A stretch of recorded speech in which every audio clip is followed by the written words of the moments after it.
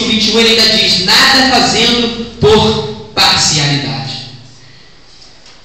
Então ele diz: se não vigiares, Deus virá com juízo. Ele diz assim: Deus espera uma obra perfeita realizada por Jesus, que por sua vez confiou aos seus servos ou ministros responsabilidades deste serviço. Jesus não vai consentir que pela negligência de alguns líderes sua obra sofra prejuízo. Vigiar, o que o Senhor pede deste líder e desta igreja, é ser zeloso. Ser zeloso, sabe o que é? É fazer as coisas com cautela, com cuidado, com diligência, procurando sempre fazer o melhor para o Senhor. Ser zeloso, vigiar aqui que ele está falando, é exatamente isso. É ele atentar para as coisas que são necessárias, para as coisas que o Senhor ordenou, para que não falte nada. Ser vigilante é isso. Vigiar não é ficar na porta.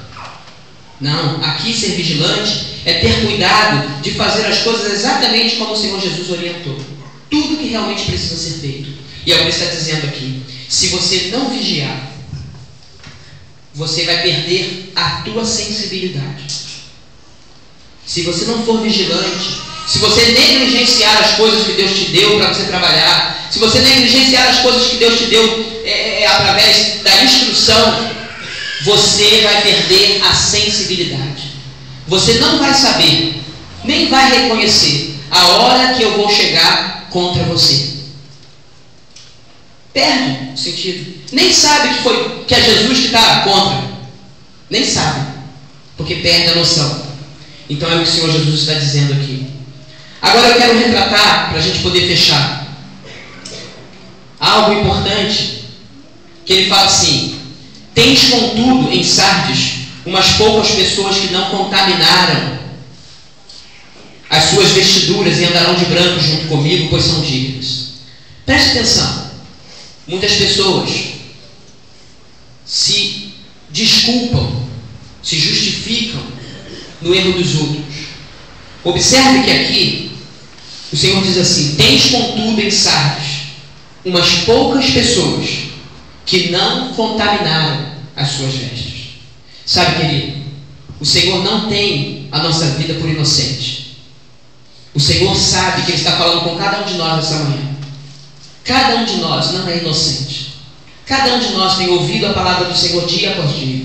Cada um de nós tem presenciado as bênçãos que o Senhor tem derramado sobre nós. Cada um de nós tem vivenciado curas, milagres, livramentos e tantas outras coisas que o Senhor tem feito. E mesmo que alguns não tenham experimentado especificamente alguma coisa, tenham presenciado, testemunhado na vida dos seus irmãos, como Deus está presente no nosso meio, manifestando o poder. Sabe, querido, ele diz aqui: não é desculpa para errar, não é desculpa para enfraquecer. Alguns poucos em Sardes não contaminaram as suas vestes, permaneceram fiéis, e a promessa que o Senhor deu é que eles andariam de branco, porque são dignos.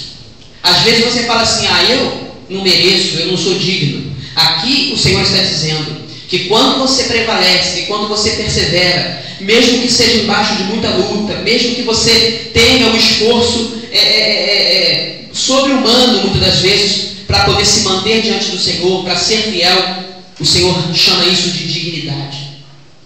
E Ele diz que você vai andar de branco com Ele. Sabe, andar de branco aqui não é simplesmente você ter um vestido de tecido branco, fisicamente falando, mas aqui o tecido branco que é representado nas vestimentas dos anjos, e o próprio Jesus, você quando o vê vestido de branco, está dizendo exatamente que é pessoa pura e reta diante de Deus. Ele está dizendo que é uma pessoa que não se deixa levar pelas circunstâncias, é uma pessoa que não acompanha os ventos de doutrina, é uma pessoa que não deixa ser mudado o conceito de Deus através do Evangelho que foi implantado na sua vida. É uma pessoa que, mesmo perseguido, não abre mão da fidelidade a Deus. Sabe, estas pessoas vão andar de branco diante do Senhor. E aqui ele diz assim: de modo nenhum apagarei o seu nome do livro da vida, pelo contrário, confessarei o seu nome diante do meu Pai que está nos céus. Queridos, se você observar de todas as cartas que nós lemos das igrejas nesses dias, todas elas terminam com uma promessa. Talvez com uma linguagem diferente, mas uma promessa básica entre todas as igrejas. Sabe o que é? Vida eterna. Vida eterna. É o mesmo que Jesus disse. Que Deus amou o mundo de tal maneira, para que todo que nele crê não pereça, mas tenha vida eterna. Deus amou o mundo de tal maneira. Ele enviou Jesus para que, se você crer em Jesus, você tenha vida eterna. Ou seja, você não pereça. Aqui ele disse: de nenhum modo apagarei o seu nome do livro da vida. Pelo contrário, confessarei o seu nome diante do meu Pai e dos seus anjos. E aí ele termina com a frase que diz: quem tem ouvidos, ouça.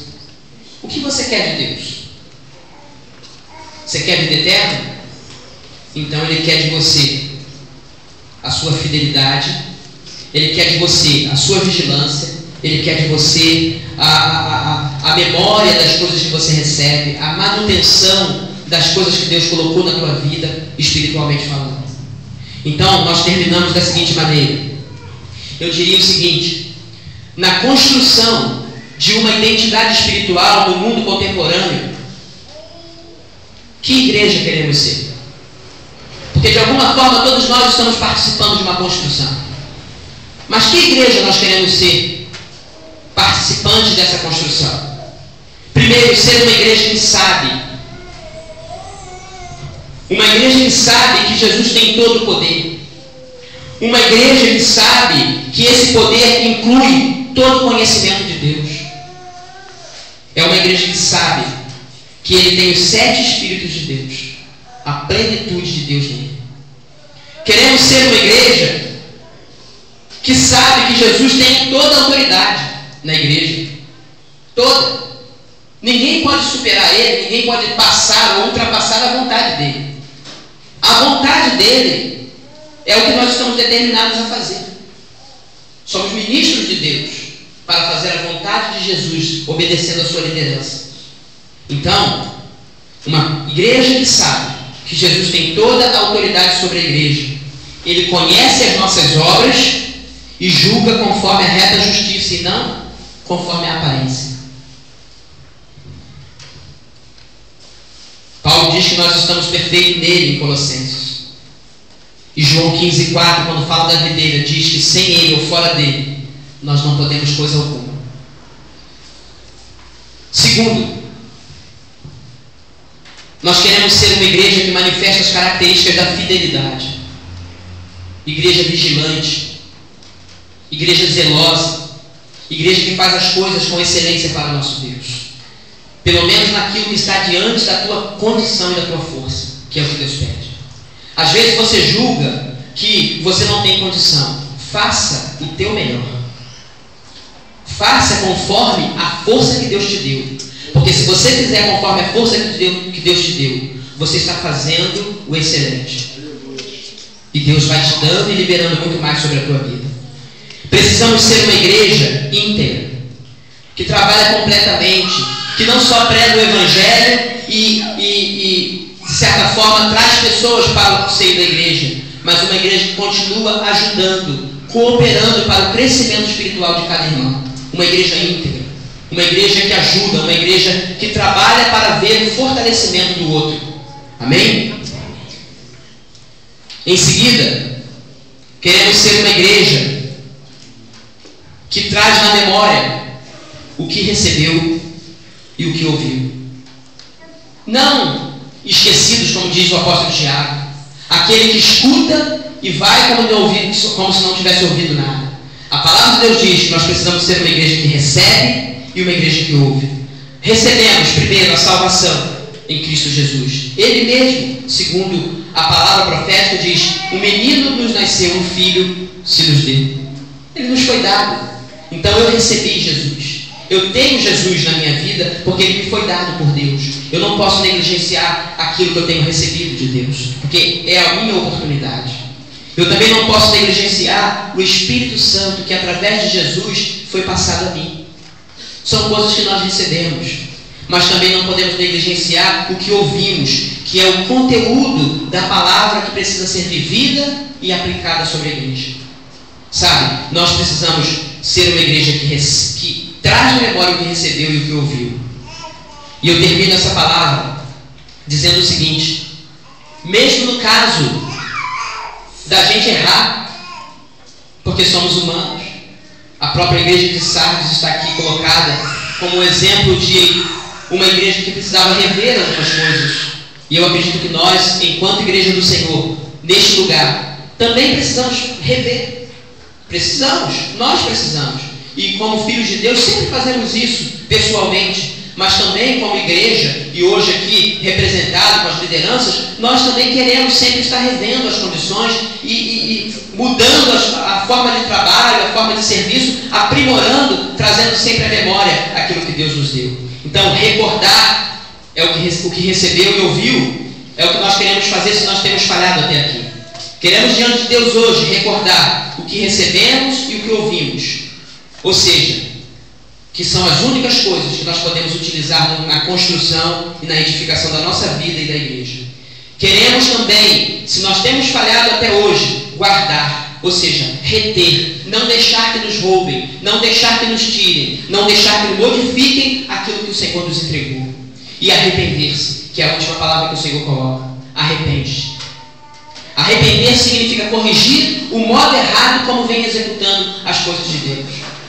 Sabe, se nós temos feito coisas erradas, se nós não temos andado dentro dessa condição que o Senhor está pedindo a nós, então hoje não é o dia da gente trazer à memória o que recebeu, um dom espiritual esquecido, uma manifestação de Deus, um ministério parado. É o momento de trazer isso à tona, trazer à memória. É o momento de guardar. Não deixe que as palavras, que as influências tirem de você as coisas que Deus te deu. Em seguida, arrepende-te. Muda de situação. Se coloca hoje numa condição diante de Deus dizendo: Senhor, eu quero mudar. Eu quero melhorar a minha vida espiritual. Eu quero melhorar o meu serviço. Eu quero melhorar, eu quero contribuir com a minha própria vida. Como Paulo disse a Timóteo, ocupa-te nas coisas de Deus, porque a própria ocupação já traz utilidade para os outros. Sabe, querido, às vezes precisamos disso. O que Deus quer é que você tenha ocupação pessoal com Ele, porque a tua ocupação vai acabar se manifestando aos outros. Sabe, vai fluir como um rio, que vai contaminar, que vai contagiar as vidas que estão ao teu redor. Se você voltar a orar, a tua oração vai te trazer santidade, vai te trazer comunhão, vai te levar a um nível de comunhão com Deus, que as pessoas ao teu redor vão perceber a diferença do teu comportamento e da tua intimidade com Deus. É isso que o Senhor está falando. Arrepende-te. Arrepende-te. Corrige o modo errado como você vem fazendo as coisas de Deus. Porque certamente Ele tem grandes promessas de vitória para nos colocar na vida diante do Pai. E Ele diz: não riscará o nosso nome de modo nenhum do livro da vida. Amém? Vamos ficar de pé.